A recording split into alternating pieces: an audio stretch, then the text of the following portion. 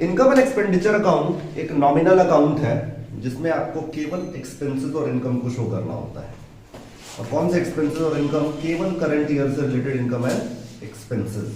ना तो इसमें लास्ट ईयर का आप कुछ लिख सकते हो, ना ही नेक्स्ट ईयर का। आपको केवल करंट ईयर का इनकम और एक्सपेंस लिखना होता है। इसी अकाउंट में हम सब्सक्रिप्शन भी लिखते हैं, इसी अकाउंट में हम अमाउंट कंज्यूम जो हमने कैलकुलेट किया था वो भी लिखते हैं। तो अगर आपने ध्यान दिया हो तो सब्सक्रिप्शन का जो कैलकुलेशन होता है उसमें हम लास्ट ईयर का और नेक्स्ट ईयर का माइनस करके फिर जो अमाउंट आता है वो लिखते हैं। हम इसीलिए वो कैलकुलेट करते हैं क्योंकि जो अमाउंट हमें पता लगे वो करंट ईयर का हो, और करंट ईयर का अमाउंट हम यहाँ पे लिख देंगे। 11th क्लास में ना प्रॉफिट एंड लॉस अकाउंट आपने प्रिपेयर किया होगा, बिल्कुल वैसा ही अकाउंट है। अगर आप का ऑर्गेनाइजेशन प्रॉफिट अर्न करने वाला है तब आप प्रॉफिट एंड लॉस अकाउंट करते हो प्रिपेयर, जिसमें आप करंट ईयर का एक्सपेंस और करंट ईयर का इनकम शो कर देते हो। लेकिन अगर आपने not for profit organisation start किया हुआ है तब आप प्रॉफिट एंड लॉस नहीं करते हो प्रिपेयर। उसके बदले आपको क्या करना है prepare? Income and expenditure account. Similar वही होता है बिल्कुल, वहां भी हम इनकम और एक्सपेंसेस को लिखते हैं करंट ईयर के, और यहाँ भी हम इनकम एंड एक्सपेंसेस को लिखते हैं करंट ईयर के, है ना। कुछ बातें आपको क्लियर होनी चाहिए इनकम और एक्सपेंडिचर के बारे में थ्योरी के पॉइंट ऑफ व्यू से। इसको नॉमिनल अकाउंट कहा जाता है। क्यों कहा जाता है? क्योंकि इसमें इनकम और एक्सपेंसेस को शो किया जाता है। दूसरा, इसमें केवल रेवेन्यू नेचर के आइटम्स शो किए जाते हैं। रेवेन्यू नेचर का इनकम और एक्सपेंस, यानी जो बार बार होने वाले एक्सपेंसेस हैं, जो बार बार होने वाले इनकम्स हैं, उनको शो किया जाएगा। कैपिटल रिसीट का कोई भी इनकम यहाँ पे शो या एक्सपेंडिचर यहाँ पे नहीं आएगा, है ना।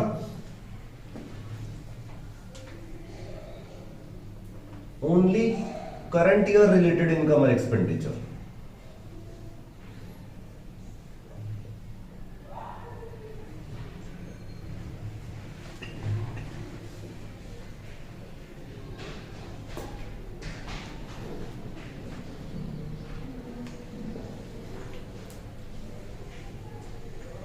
Only current year related income and expenses. जब हम profit and loss account prepare करते हैं तब तो उसका जो बैलेंस आता है उस बैलेंस को या तो हम नेट प्रॉफिट बोलते हैं या नेट लॉस। लेकिन नॉट फॉर प्रॉफिट ऑर्गेनाइजेशन में प्रॉफिट और लॉस वर्ड यूज नहीं किया जाता है, उसकी जगह पर आपको सरप्लस और डेफिसिट यूज किया जाता है। तो जब इनकम एंड एक्सपेंडिचर हम प्रिपेयर करते हैं और यहाँ आपका जो बैलेंस है, मतलब यहाँ पर अगर आपका इनकम ज्यादा हो जाता है और एक्सपेंस कम होता है तो डिफरेंस अमाउंट जो होगा उसको हम प्रॉफिट ना बोल के क्या बोलेंगे? सरप्लस। और एक्सपेंस ज्यादा हो गया और इनकम कम है तो उस केस में हम लॉस वर्ड यूज नहीं करके क्या वर्ड यूज करेंगे? डेफिसिट। तो यहाँ पर जो बैलेंस आता है उसको सरप्लस और डेफिसिट वर्ड यूज करना। अभी हम अकाउंट करेंगे प्रिपेयर तो क्लियर होगा। तो ये कुछ जरूरी बातें हैं जो थ्योरी के पॉइंट ऑफ व्यू से इंपॉर्टेंट है। अब सीधे क्वेश्चंस की बात करते हैं। क्वेश्चन नंबर 40 निकालो जरा, 40।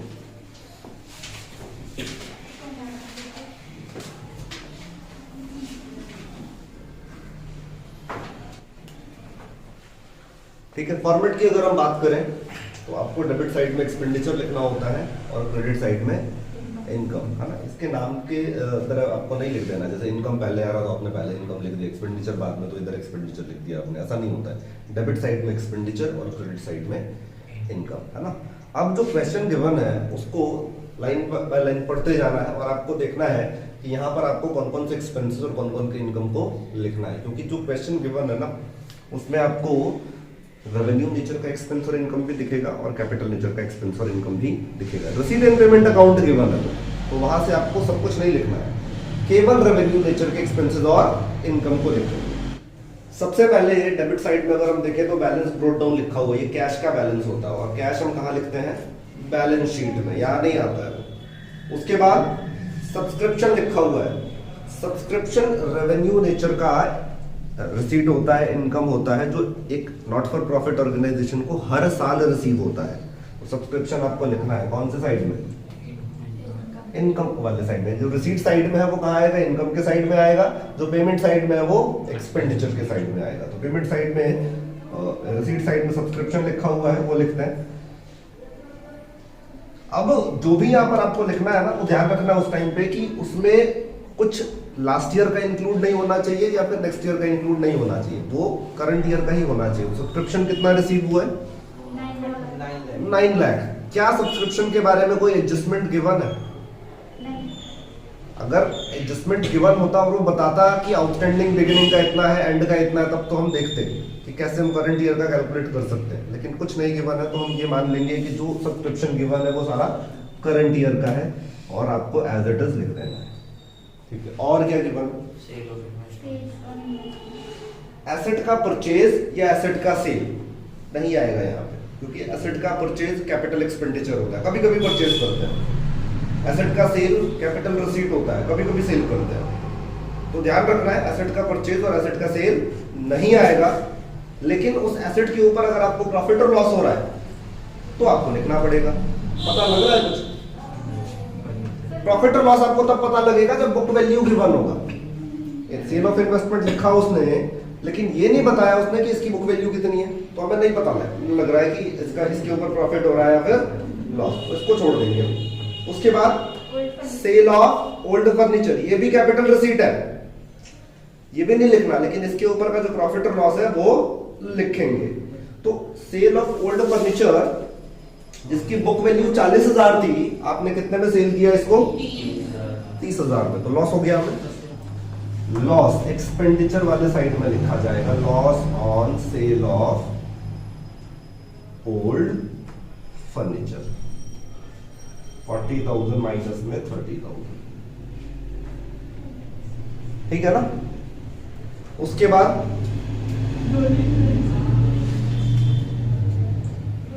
डोनेशन, थोड़ा सा ना आपको आइडिया भी लगाना पड़ेगा कि जो भी इनकम या एक्सपेंडिचर गिवन है वो रेवेन्यू नेचर का है या कैपिटल नेचर का है, ये भी आपको देखना पड़ेगा। जैसे डोनेशन है, एक एनपीओ को डोनेशन रेगुलर बेसिस पे मिलता है या नहीं मिलता है? मिलता है, डोनेशंस के ऊपर ही चलता है एनपीओ, है ना। लोग डोनेशंस देते हैं सोशल सर्विसेज के लिए, तो डोनेशंस क्या हो गया आपके लिए? रेगुलर नेचर का इनकम हो गया एक तरीके से। कितना? 10,000। ठीक है। और डोनेशन को लेकर एक बात और बता दूं मैं आपको, ओनली डोनेशन होगा तो आएगा यहाँ पे, लेकिन अगर डोनेशन के आगे कुछ और ऐड कर दिया उसने, जैसे donation for building, donation for library, donation for pavilion, ऐसा कुछ वर्ड यूज कर देता है तो स्पेसिफिक डोनेशन हो जाएगा। वो स्पेसिफिक डोनेशन यहाँ पे नहीं आता है, जनरल डोनेशन लिखते हैं यहाँ पे। ओनली डोनेशन होगा, आएगा, डोनेशन के आगे कुछ और ऐड कर देगा तो नहीं लिखना है, ठीक है ना। ठीक है, और कुछ रिसीट साइड में जो भी गिवन था वो हमने लिख दिया। अब पेमेंट साइड को देखते हैं। पेमेंट साइड में क्या क्या है? सैलरीज रेवेन्यू नेचर का एक्सपेंस है, हर महीने हर साल पे करना पड़ता है हमें। सैलरीज कितना? 480। कोई एडजस्टमेंट नहीं है तो एज इट इज लिख देंगे, ठीक है। और रेंट भी रेवेन्यू नेचर का है, बार बार होने वाला एक्सपेंस है, कितना? 50,000। ठीक है। और स्टेशनरी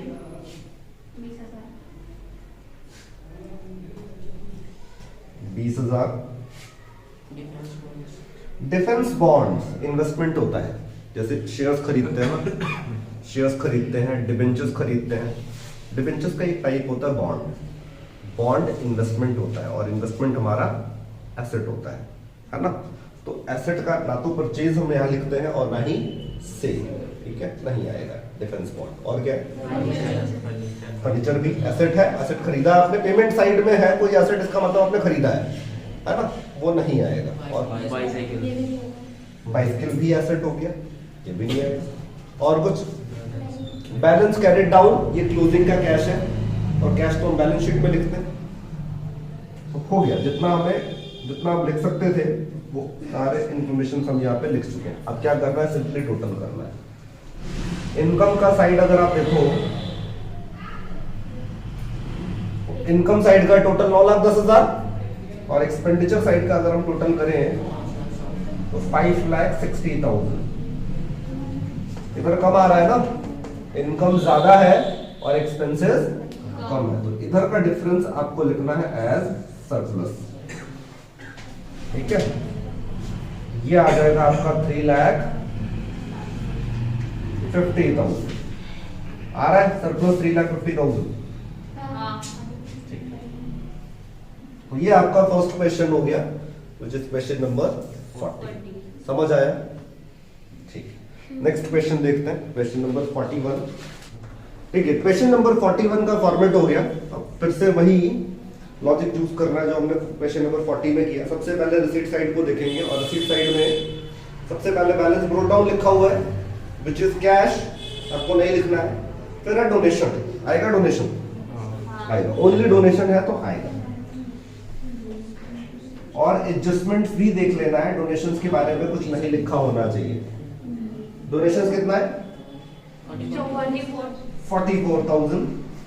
उसके बाद है sale of old sports material, asset है, स्पोर्ट्स मटेरियल एसेट होता है हमारा, है ना, नहीं आएगा। इसके ऊपर का प्रॉफिट और लॉस हम लिख सकते थे अगर हमें पता लग जाता, लेकिन बुक वैल्यू नहीं है तो नहीं लिखेंगे। उसके बाद सब्सक्रिप्शन गिवन है,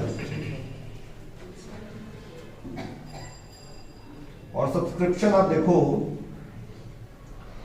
3 ईयर का रिसीव हुआ है आपको, 17, 18, 18, 19 और 19, 20। टोटल सब्सक्रिप्शन कितना रिसीव हुआ है? 66,000,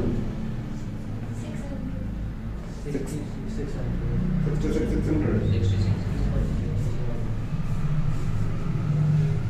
टोटल सब्सक्रिप्शन रिसीव हुआ है ईयर में 66,600, और इसमें लास्ट ईयर का भी अमाउंट इंक्लूडेड है और नेक्स्ट ईयर का। लास्ट ईयर का कितना इंक्लूडेड है?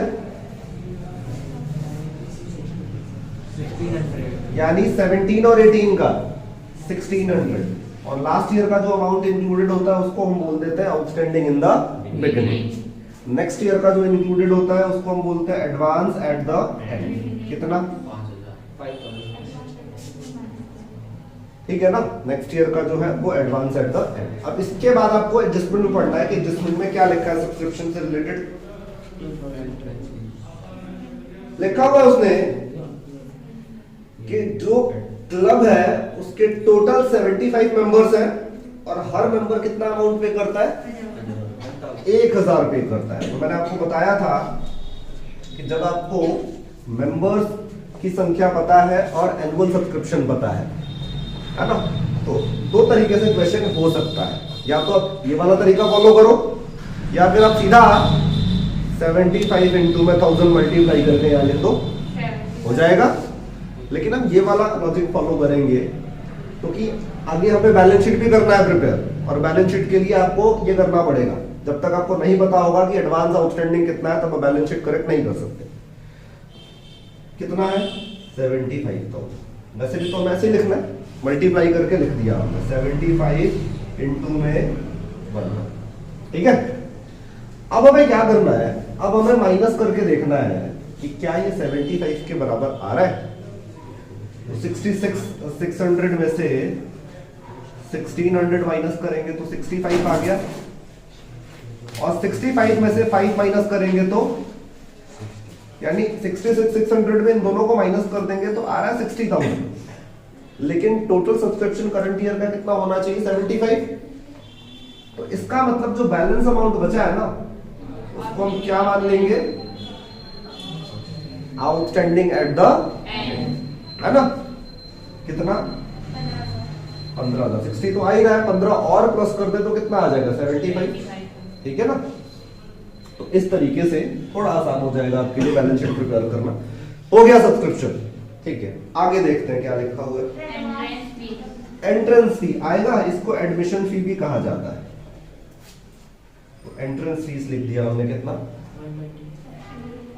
1,20,000। क्लियर है।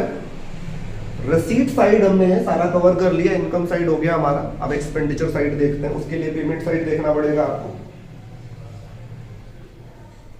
बाय फर्नीचर लिखा हुआ आएगा? नहीं आएगा, फर्नीचर एसेट होता है। उसके बाद सैलरी लिखा हुआ है, सैलरी लिखेंगे। साथ के साथ में आपको एडजस्टमेंट भी देखना है कि आपको एडजस्टमेंट में कुछ ना दिखे। सैलरीज लिखते थे, सैलरी को लेकर एडजस्टमेंट में लिखा हुआ है ना, तो एडजस्ट करना पड़ेगा। सैलरीज पेमेंट साइड कितना है? 1 लाख। और एडजस्टमेंट में कितना लिखा हुआ? 6000। और 6000 ये है क्या? आउटस्टैंडिंग है, एडवांस है, क्या है? कौन सा आउटस्टैंडिंग? बिगिनिंग का डेट लिखा हुआ अप्रैल 2018 है ना। और बिगिनिंग का आउटस्टैंडिंग हम क्या करते हैं? माइनस करते हैं। आउटस्टैंडिंग इन द बिगिनिंग 6000 हो जाएगा माइनस, तो आएगा कितना? 94,000। ठीक है। और क्या है? आगे मत पढ़ना, हारमोनियम हो गया।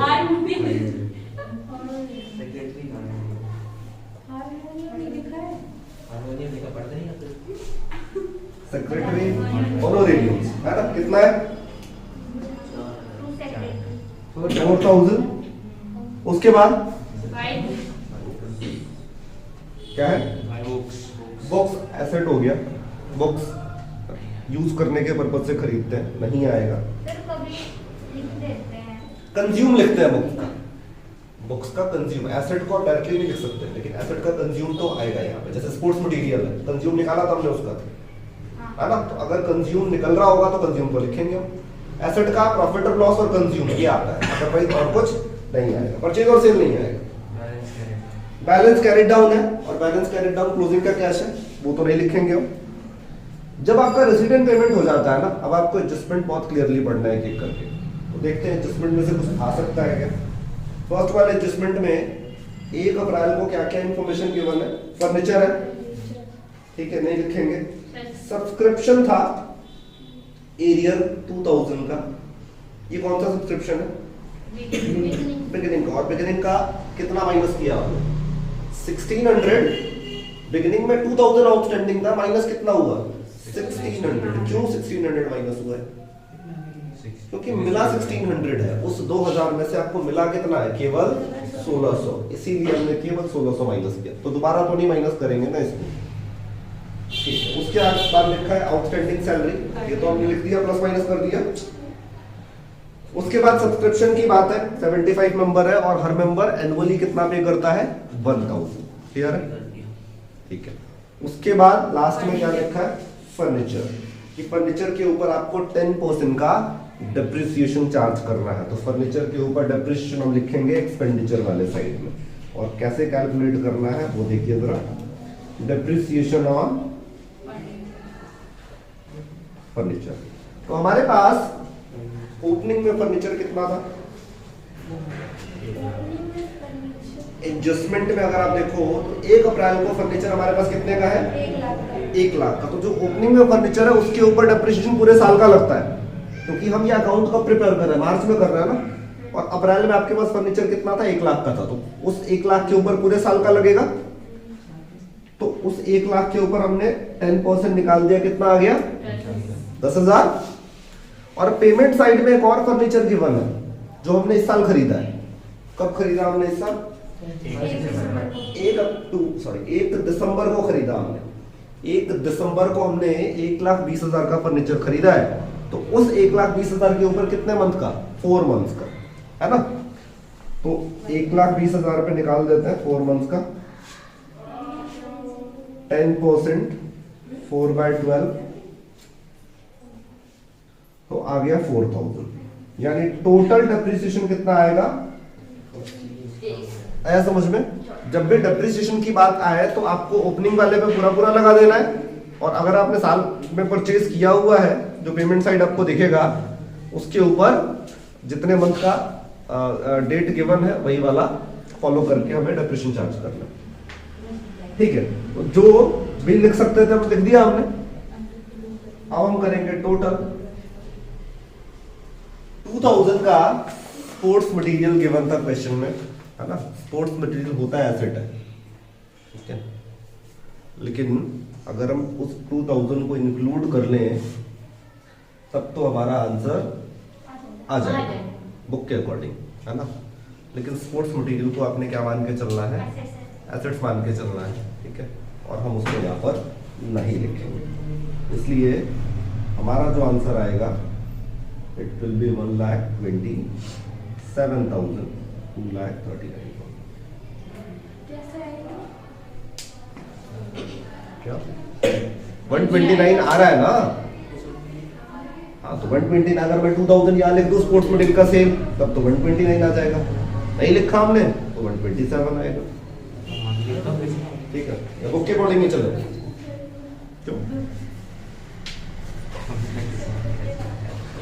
क्वेश्चन नंबर 42 रिसीट साइड देखते हैं। बैलेंस ब्रोट डाउन गिवन है विच इज कैश, वो नहीं लिखना आपको। सब्सक्रिप्शन गिवन है, सब्सक्रिप्शन दे रखा है उसने लास्ट ईयर का भी और करंट ईयर का भी। टोटल लिख देते हैं बाय सब्सक्रिप्शन। टोटल कितना दे रखा है? 4,10,000। अब इस 4,10,000 में आपको लास्ट ईयर का या नेक्स्ट ईयर का जो इंक्लूडेड अमाउंट है वो माइनस करना है। तो हमारा जो करंट ईयर है विच इज 2021 है ना, तो इसमें 19 और 20 का यानी 19 और 20 का कितना अमाउंट इंक्लूडेड है? 60,000 लास्ट ईयर का अमाउंट है ये। और लास्ट ईयर का जो अमाउंट होता है उसको हम आउटस्टैंडिंग इन द बिगिनिंग लिख के माइनस कर देते हैं। ठीक है ना? एडजस्टमेंट में कुछ लिखा हुआ है सब्सक्रिप्शन को लेकर? लिखा हुआ है कि subscription outstanding for the year 21, तो ये आउटस्टैंडिंग एट द एंड हो गया। और आउटस्टैंडिंग एट द एंड जब भी आप पढ़ते हो ना तो उस लाइन को बड़े ध्यान से पढ़ा करो। अगर फॉर द ईयर लिखा हुआ है तब तो वो केवल करंट ईयर का है और आपको उसमें से कुछ भी प्लस माइनस करने की जरूरत नहीं है। लेकिन अगर फॉर द ईयर नहीं लिखा हुआ है तो फिर आपको थोड़ा सा केयरफुली देखना पड़ता है, क्योंकि उस अमाउंट में लास्ट ईयर का भी कुछ इंक्लूडेड हो सकता है। तो यहाँ तो फॉर द ईयर लिखा हुआ है, इसलिए चिंता की कोई बात नहीं है। आप आउटस्टैंडिंग एट द एंड करके प्लस कर देंगे। भैया ये सीधे करंट ईयर का नहीं लिख सकते हैं क्या? ऐसे भी हो सकता था कि आप सीधा, लेकिन करंट ईयर का जब लिखते हैं ना तो उसमें केवल प्लस वाला प्लस होता है, यानी आउटस्टैंडिंग एट द एंड और एडवांस इन द बिगिनिंग, है ना? उस तरीके से भी हो जाएगा, फिर माइनस वाला माइनस नहीं करोगे आप कभी भी।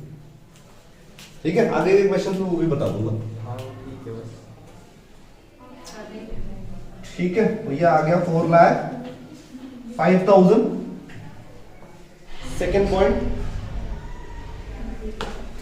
डोनेशंस के बारे में आएगा। डोनेशन डोनेशन आएगा, कितना है? 50,000। और क्या? इंट्रेंस फीस, एंट्रेंस फी कितना है? 80,000। ठीक है, और कुछ?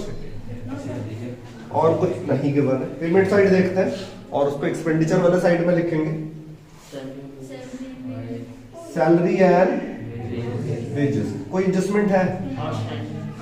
ठीक है, सैलरी एंड वेजेस है कितना? 40। 1,60,000 नहीं आउटस्टैंडिंग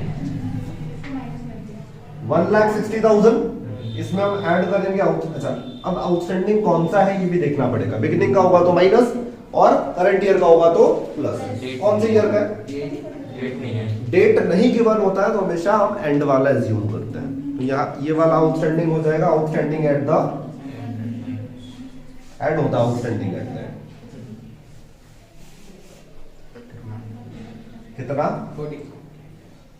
2 लाख। ठीक है, उसके बाद ऑफिस एक्सपेंस आएगा ऑफिस एक्सपेंस कितना? 35,000। ठीक है, और क्या है? स्पोर्ट्स इक्विपमेंट्स एसेट है? नहीं आएगा। लेकिन डेप्रिसिएशन 35% ठीक है, एसेट नहीं आएगा लेकिन एसेट के ऊपर का डेप्रिसिएशन आएगा, है ना? अभी लिख देते हैं।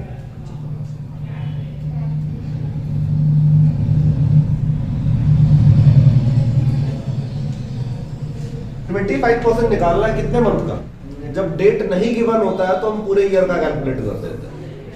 हमने ये स्पोर्ट्स इक्विपमेंट इसी साल खरीदा है, लेकिन ये नहीं पता लगाया बताया उसने कि कौन सी डेट को खरीदा है।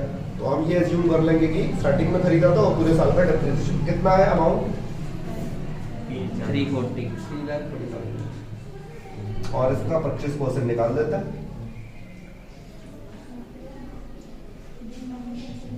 85,000 और टेलीफोन चार्ज टेलीफोन चार्जेस कितना 24,000 24,000 ठीक है और इलेक्ट्रिसिटी चार्जेस आएगा 32,000 और travelling expense salary expense travelling चार लोग बोलते हैं ना उसको प्रिंटिंग बना देते हो सैलरी बना देते हो एक ही बार बोल दिया ट्रैवलिंग जैसा ना ट्रैवलिंग एक्सपेंस कितना है 65,000 ठीक है और बस तो रेसिडेंट पेमेंट हो गया आपका उसके बाद एडजस्टमेंट भी पड़ेंगे 1 बाय 1 पहला एडजस्टमेंट का एडजस्टमेंट सब्सक्रिप्शन को लेकर था हो चुका है दूसरा एडजस्टमेंट सैलरी एंड वेजेस को लेकर था वो भी हो गया तीसरा एडजस्टमेंट डेप्रिसिएशन को लेकर था वो भी लिख दिया हमने और कुछ है नहीं टोटल कर लेंगे तो इनकम साइड का जो टोटल है वो आ रहा है 5,35,000 और एक्सपेंडिचर वाले साइड का टोटल आ रहा है 4,41,000 और माइनस करने पे हमारा जो डिफरेंस है वो एक्सपेंडिचर साइड में आ रहा है 94,000 का जिसको हम सरप्लस लिख देंगे और ये हो गया आपका इनकम एंड एक्सपेंडिचर ठीक है